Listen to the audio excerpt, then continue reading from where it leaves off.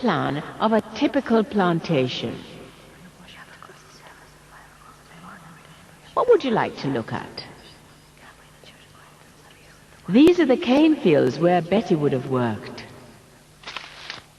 The young cane has to be hoed regularly to keep it free from weeds. This is back-breaking work. Sometimes the sun beats down for hours. Other times it rains hard, but we still have to carry on. Once it's grown, it has to be harvested. First of all, the cane is burned.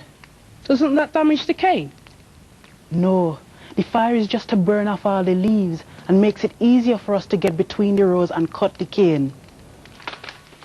Then we cut it. We work in pairs. We cut together up each row of cane, hacking at the lowest part of the cane, then trimming it and throwing it down behind us. When the cane is being cut, I have to work very long days. We start as soon as it's light enough and carry on all day, row after row. It's hard work and goes on for many weeks. Then the cane is taken to the factory. At the factory, it's washed and then chopped and crushed. This is what squeezes out the cane juice. The juice is where the sugar is. The juice is boiled and distilled, and the sugar crystals begin to form. The boiling vats are open-topped, and the boiling sugar has to be stirred by hand. This is a dangerous job. Sometimes people get terrible burns from boiling sugar. When all the moisture has been removed, sugar is what's left. So what else would people have done? What happened over here?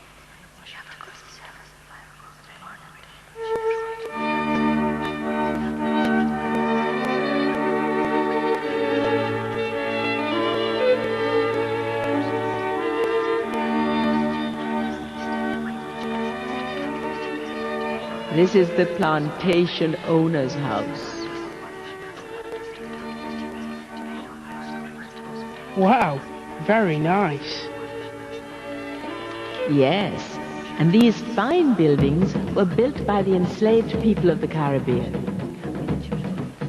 I think I'd rather work here than in the fields. There were some advantages to working in the house.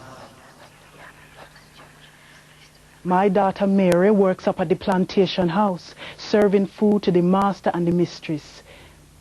She has to get up very early to get the fires going and start breakfast. And she often doesn't finish until after dinner has been eaten and the washing up been done. It's a very long day, but she gets better food, and sometimes she gets given things by the mistress. I'm glad to think she does an easier job than I do. But working so close to the owners means that she has to put up with their moods. At least in the fields, we're away from that most of the time.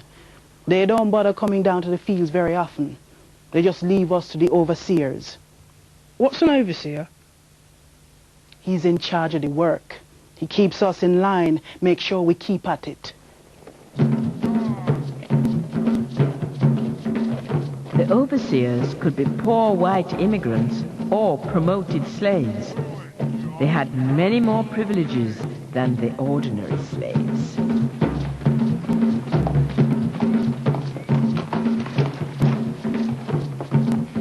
Most of them are a bit too fond of the whip when it comes to keeping order. They like to throw their weight around.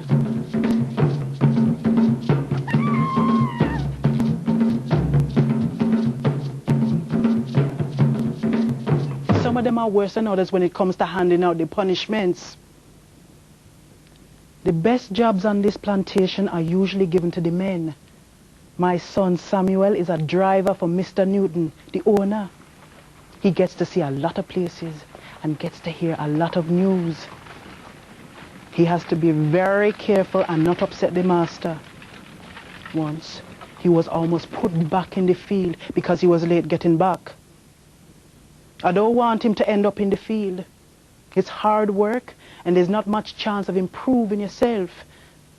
But in his position, he even gets to make a little money sometimes doing extra job for people. I thought slaves didn't get paid. They didn't. Slaves were given food, shelter, and clothing, but they got no wages. So how does your son make money? Well, we grow our own food, and sometimes there's a little extra left over. My boy Samuel, he take it and sell it to the sailors who come into the docks whenever he's down there. And if he isn't going on a trip, there's always the market. From the plantations, the busy marketeers came from every direction. They had sweet potatoes, yams, corn, fruits and berries, vegetables, nuts, cakes. Here was one woman with a small black pig under her arm. Another girl had a brood of chickens. Other people made money through the work they did for their owners, like Colauda Equiana. He acted as a clerk for his master, and he managed to use his time to buy and sell things to make money. He was one of the people who made enough money to buy their freedom.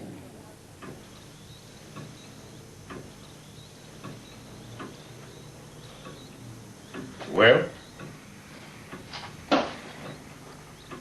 £40 sterling. I have always known you to be a man of your word. And did you not say that £40 would buy my freedom? How many people bought their freedom then? Only a few. It cost a lot of money, as much as £200, and plantation owners didn't want to lose their fittest and most hard-working slaves. This is what one observer said. Some slaves live in comfort,